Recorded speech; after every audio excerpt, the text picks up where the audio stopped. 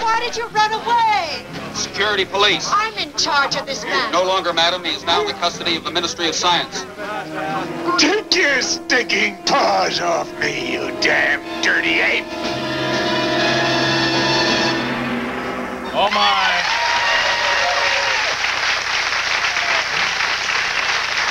Oh, sure. You won't touch him, but you'll kiss him. Yeah. Was this a good experience for you, The Planet of the Apes? Oh, sure. I loved doing that film. I think it was really the first of the space operas. And it took a couple of years to get it made. They said, rocket ships, talking monkeys, you're kidding. That leads me to my next question. I'm imagining you, an Academy Award-winning actor, when they brought you into the room and said, okay, Charlton, it's called Planet of the Apes. Sit down, wait, hear us out. You don't have to dress up like one. Were you a bit skeptical of this movie idea when they brought it to you? No, I was one of the ones that was plugging it, in fact. Oh. Peddling it around. Not that it's not a great idea. It was a startling idea at the time, there's no question. This was long before Star Wars and Starship Enterprise and all that. And it was an unusual idea. And Dick Zanuck, who was heading Fox at the time, deserves great credit for going with it. He said, no, wait a minute. He said, you got all these great paintings, but he said, these monkeys, that's going to be actors, isn't it, with makeup? It's not real. He said, yeah, it's going to be actors. He said, what if they laugh at the makeup? And we said, well, we're dead then. And he said, I tell you what, I'll put $50,000, which in those times was a lot of money, into developing the makeup.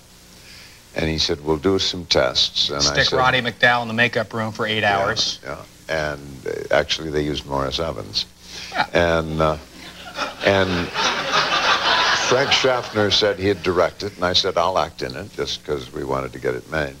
And Dick said, I'll show it to the board of directors, and if they like it, we'll do the movie. And they did, and we did. And the sequels, you never did any of the sequels, any particular? I did the first one. But I've heard you don't like sequels. Well, I didn't realize that was pretty dumb of me, because what are they up to with Rocky? 7? 75. Rocky number 75. 75. But I thought it was kind of tacky to do sequels. And I said, look, Dick, I'm very glad you made the movie, but we've done the movie. The rest is just going to be Adventures Among the Monkeys. And he said, yeah, but we can't do it. Which was an interesting idea, now that you think about it. He said, but we can't really do it if you're not in it. I said, okay, how about this? You pay me whatever you want to pay me and kill me off in the first reel. And he said, that's fair.